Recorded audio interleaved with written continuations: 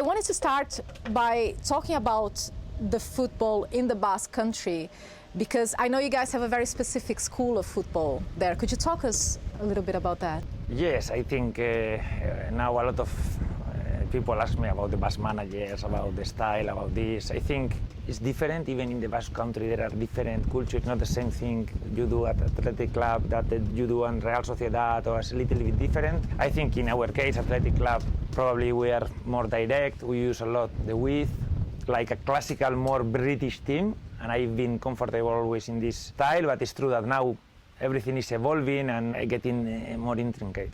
The nickname Furia, La Furia, it kind of relates with that, doesn't it? This style of football that doesn't rely necessarily on like this very skillful play, but it's also about, you know, willingness and fight. When did you see that identity kind of change in Spain? Spanish national team, I think they changed with Luis Aragonés before even the World Cup of 2010.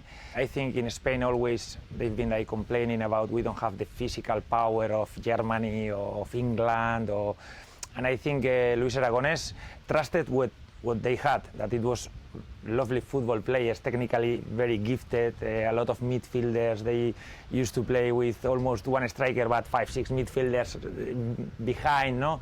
And I think they got results when they played for their strengths, no? And it was really an amazing moment, winning 2 Euros and 1 World Cup in a row for them, yes.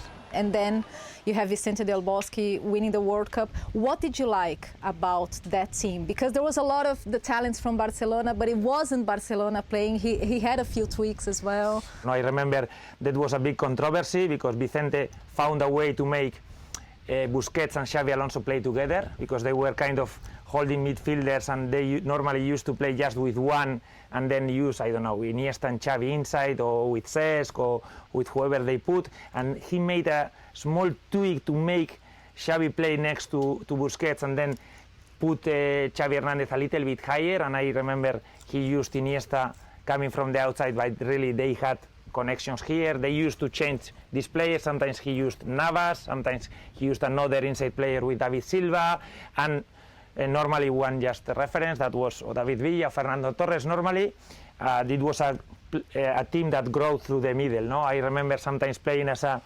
fullback, but you were not really involved in the game where you are a fullback. They pass you the ball when you didn't have like almost other option. I pass you the ball and then they ask me again the ball, because they are so good here in the middle. It was a pleasure to see them play, yes.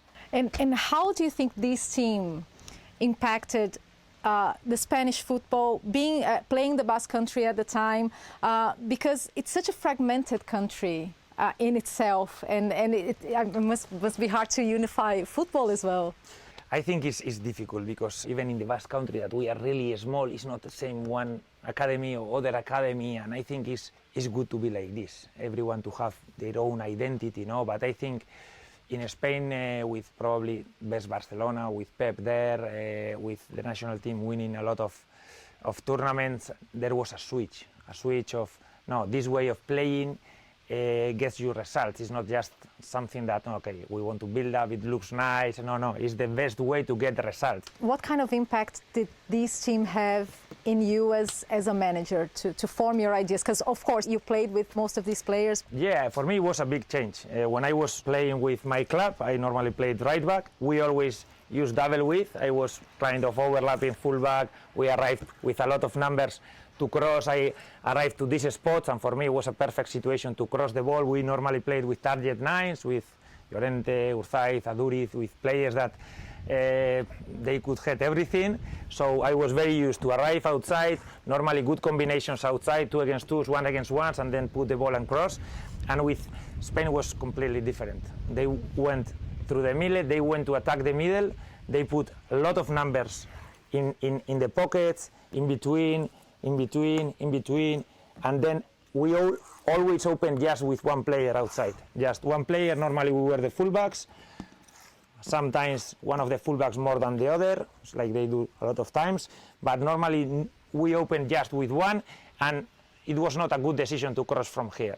They weren't even running for the cross, no? We wanted just to use the width, just to open a little bit these small spaces in between so we can find the good players we had, and then they can do their thing inside, no? So for me it was a difficult thing because we played very different from my club to the national team, but it made me see what was the next level, no? The best players playing a certain way, and I learned a lot from there, yes. One of your influences you've mentioned a few times, Marcelo Bielsa. He was your manager at Athletic. When we think about him and yourself, I'm thinking high intensity and physicality. Like, what are the other aspects? Marcelo, for me, he's obsessed with offensive football. He's ready to disorganize his teams a lot in the offensive phase because he wants to attack well. After, it will take some defensive, because if you are a right back, you are all the time making the runs, you are the winger, you sometimes make the diagonal, sometimes you will finish in a spot where if you lose the ball, you will leave channels for the opposition to attack you, no? But sometimes the coaches are not ready to lose these positions, they are ready to keep also for the lockout, like, okay, let's keep it here, nor keep the positional play. And no, Marcelo, if he was on the ball, we had to make the double movements, even he will have to open, and sometimes you open yourself too much, but when it works, it's amazing, because everyone on the ball will have 4 or 5 options running, and it looks very dynamic, and I enjoyed a lot playing, yes. Andoni, thank you for the masterclass. Thank you.